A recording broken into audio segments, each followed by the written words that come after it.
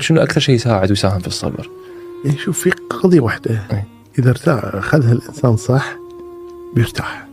قل لن يصيبنا إلا ما كتب الله، قدر الله ما شاء فعل، انتهى الأمر. شوف الآية: ما أصاب من مصيبة في الأرض ولا في أنفسكم إلا في كتاب من قبل أن نبرأها إن ذلك على الله يسير لكي لا تأسوا على ما فاتكم ولا تفرحوا بما آتاكم الله لا يحب كل مختال فخور. شوف، إذا الإنسان آمن بالقضاء والقدر وإن هذا مقدر ومكتوب، أي مصيبة تصيبه زين قال قدر الله ما شاء فعل، الحمد لله على كل حال، يرتاح خلاص. ما يفرح وايد إذا جت فلوس زين أو نجاحاته، ما يفرح وايد، يفرح فرح طبيعي. ولا يحزن وايد إذا جت مصيبة، يحزن حزن طبيعي. ليش؟ مقدر مكتوب، ولن يصيبنا إلا ما كتب الله.